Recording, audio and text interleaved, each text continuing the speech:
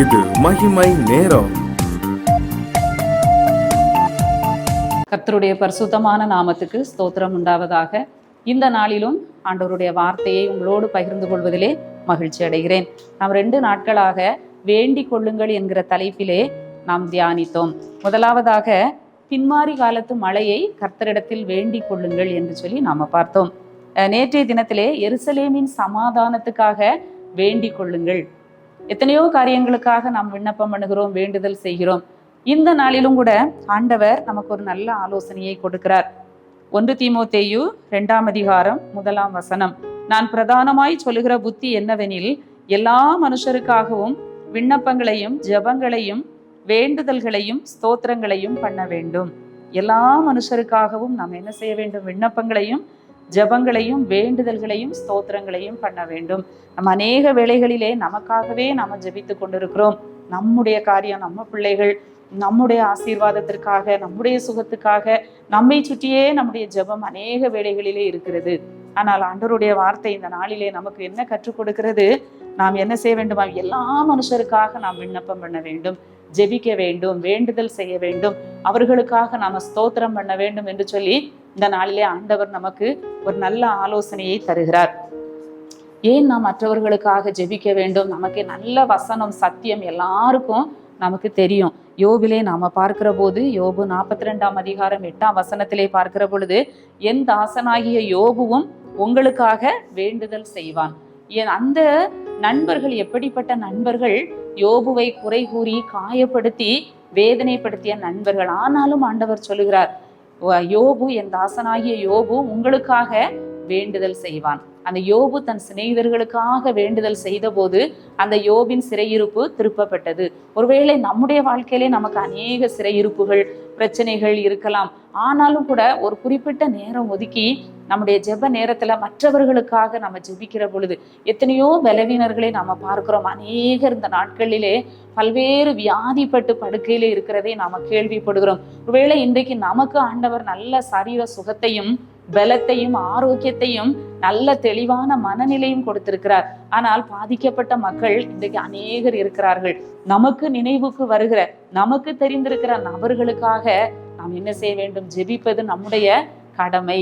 எல்லா மனுஷருக்காக நாம் ஜெபிக்க வேண்டும் என்று சொல்லி நாம பார்க்கிறோம். பிலிப்பியர் 1:4 நாம பார்க்கிறோம், நான் பண்ணுகிற ஒவ்வொரு விண்ணப்பத்திலும் உங்கள் அனைவருக்காகவும் எப்பொழுதும் சந்தோஷத்தோடே விண்ணப்பம் பண்ணுகிறேன். பவுல் அந்த பிலிப்பு பட்டணத்து மக்களுக்கு கடிதம் எழுதும் போது சொல்லுகிறார், நான் பண்ணுகிற ஒவ்வொரு விண்ணப்பத்திலும் உங்களுக்காக நான் என்ன செய்கிறேன்? விண்ணப்பம் பண்ணுகிறேன். ஒருவருக்காக ஒருவர் நாம் விண்ணப்பம் பண்ண வேண்டும். பலவீனருடைய பலவீனங்களை தாங்க வேண்டும். ஆண்டவர் அதை விரும்புகிறார், ஆண்டவர் அதை எதிர்பார்க்கிறார். நாம மற்றவர்களுக்காக ஜெபிக்கிற பொழுது நம்முடைய சிறையிருப்பு மாறுகிறது, நம்முடைய கஷ்டத்திலிருந்து நமக்கு ஒரு விடுதலை உண்டாகிறது. ஆண்டவர் அதை விரும்புகிறார். எத்தனையோ பலவீனர்கள் இருக்கிறார்கள், சிறைப்பட்ட மக்கள் இருக்காங்க, பாவத்துல அடிமைப்பட்ட மக்கள் இருக்காங்க. நம்ம தேசத்துல இன்னைக்கு பார்க்கிறோம், எவ்வளவு கொடுமையான காரியங்கள் நடைபெறுகிறது, எவ்வளவு மோசமான சம்பவங்கள் நடைபெறுகிறது. நாம் ஒவ்வொரு காரியத்திற்காக நாம் ஜெபிப்பது நம்முடைய கடமை. அப்படி நாம ஜெபிக்கிற பொழுது ஆண்டவர் நம்முடைய சிறையிருப்பை அவர் திருப்புகிற தேவனாக இருக்கிறார். அமெரிக்க ஜனாதிபதி ஜார்ஜ் வாஷிங்டன் என்பவர் 1774ஆம் ஆண்டு ஒரு ஞாயிறு ஆராதனைக்கு செல்லுகிறார். அப்பொழுது அந்த ஆராதனையிலே அந்த இங்கிலாந்து நாட்டில் உள்ள மக்கள் அந்த மன்னனால் மிகவும் கொடுமைப்படுத்தப்பட்டதை நினைத்து மனம் வருந்தி அவர் ஆண்டவரிடத்திலே அவர் ஜெபிக்கிறார். அப்பொழுது அந்த பிலடெல்பியா என்கிற இடத்திலே ஒரு காங்கிரஸ் மகாநாடு நடைபெறுகிறது. அப்பொழுது அங்கே ஜெபம் ஏறெடுக்கப்படுகிறது.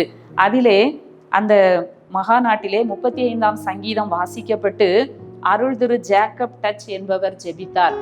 அப்பொழுது அவர் என்ன ஜெபித்தார் என்றால், நான் உம்முடையவன் ஆண்டவரே, யுத்தம் உம்முடையது, என் ஜனத்தை மீட்டிடும் என்று மீண்டும் மீண்டும் சொல்லி அவர் ஜெபித்தாராம். ஆண்டவரே, நான் உம்முடையவன், யுத்தம் உம்முடையது, என்னுடைய ஜனத்தை நீர் மீட்டு விடும் என்று சொல்லி அவர் மீண்டும் மீண்டும் அந்த ஆண்டவரிடத்திலே அந்த விண்ணப்பத்தை வைத்து ஜெபித்தாராம். ஒரு நாள் அந்த ஜெபத்திற்கு பதில் வந்தது. அமெரிக்காவும் விடுதலை பெற்றது. ஆண்டவர் அந்த அடிமைத்தனத்தில் இருந்து விடுதலையை கொடுத்தார். நாமும் கூட எத்தனையோ ஜனங்கள் அடிமைப்பட்டு கிடக்கிறார்கள்.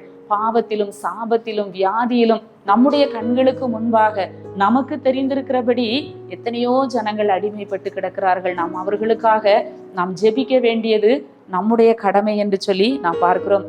1 சாமுவேல்ல நம்ம வாசிக்கிறோம். அந்த சாமுவேல் சொல்வார், நானும் உங்களுக்காக ஜெபிக்காதிருந்தால் பாவம் செய்கிறவனாய் இருப்பேன். நாம மற்றவர்களுக்காக ஜெபிக்கலனா நாம பாவம் செய்கிறவர்களாக இருப்போம். ஒருவேளை நமக்கே 1000 பிரச்சனை இருக்கலாம், நமக்கே 1000 தேவைகள் இருக்கலாம், நமக்கே நம்ம எவ்வளவோ ஜெபிக்க வேண்டிய காரியங்கள் இருக்கலாம்.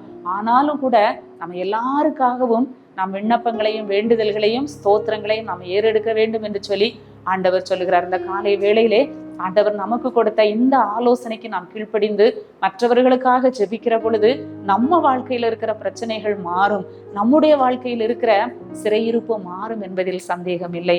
ஜெபிப்போமா?